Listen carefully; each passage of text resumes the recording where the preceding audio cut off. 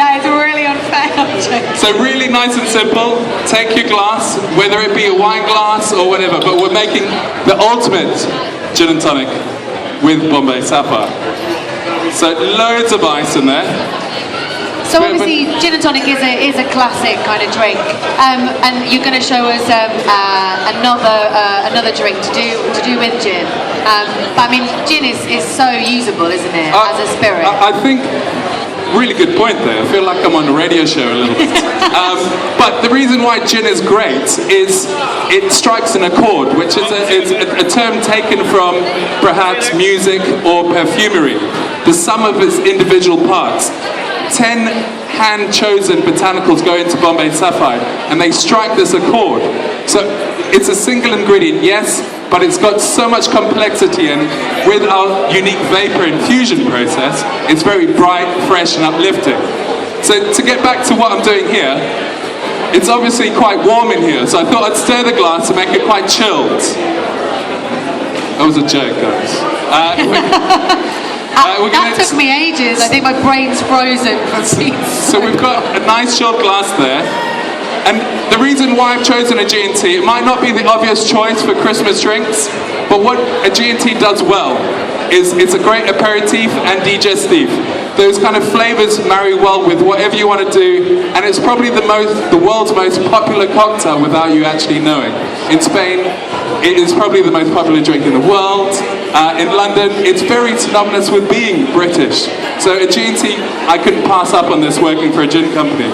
So what we've got is ice, a single squeeze of lime, and then we're going to put a good measure of Bombay Sapphire. So when I say a good measure, it's entirely up to you how responsible you want to be. But for me, an ultimate G&T should be 50 mils of gin, and then double that with tonic water. So the tonic water that I'm using is Fever Tree. It's organic, it's absolutely fantastic, but the kind of marriage works extremely well with Bombay Sapphire. And the citrus notes that we find in that. The biggest flavour in tonic water is, I'll give a bottle away if anyone knows it. Other than quinine, what's the next biggest flavourant? That's in gin, but in tonic water we've got lemongrass. So lemongrass works really well with the citrus notes in this. But to finish it off quickly, so it's really simple. I've been talking too much, but a G&T should be quick like that. So we've added the ice, the slice, some gin and tonic, and you just want to kind of coax it through, but not knock the carbonation out of the drink at all. And that's the ultimate G&T though. Thanks. Enjoy. I'm going to give it to you, don't worry. Don't pet lip out, do you know what I mean? Happy Christmas. Oh, there you go. Can you make me a promise though? Can you give me the glass back? Because I'm not allowed glass out there, there you go.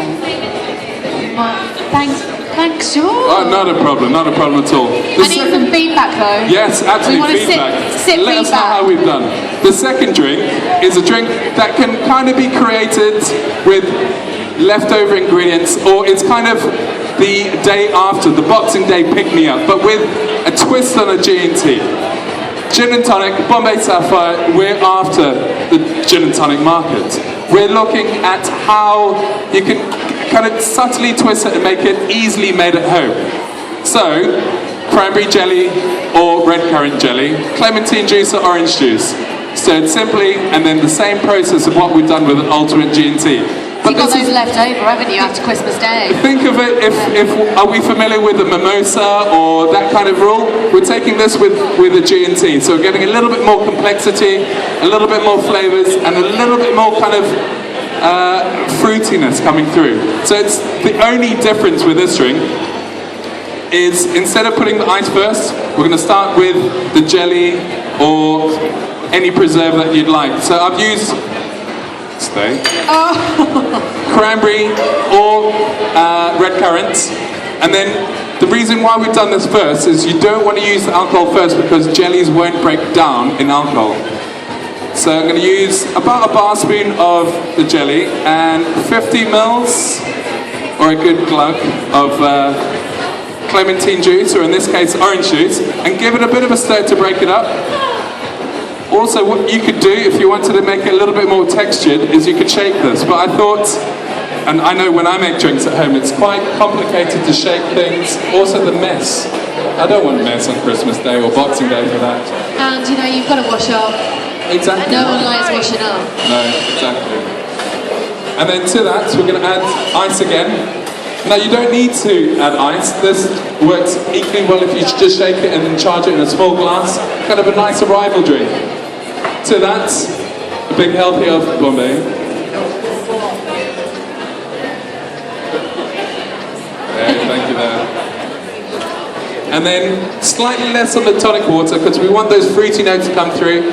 The tonic water is going to slightly bitter it out, but kind of make it more kind of front of palate, more, again, aperitif or digestif, or the way I drink it the morning after, more of a pick-me-up, so to speak. And again, just a little bit of a stir through, and I think those samples have got around. We are. I've got them here. Now you can garnish this with a cinnamon stick or quill if you want to be posh, some red currants or however you want. This is a really, really simple drink with things that might be left over with, you know, condiments to your turkey or anything like that. But what I find this drink does amazingly well is really fresh, it's very uplifting and bright. For people that might not enjoy a gin and tonic, this is a nice introductory way to do it. And you can pre-make this like I did earlier on the side. So arrival drinks, when people coming in, the Christmas Day, Boxing Day, have this already, and you just need to charge it with a little bit of tonic water, and there you go. Hopefully there's enough samples to go around. If not, I might share this with you.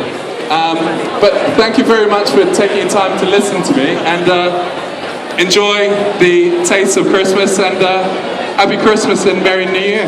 Guys,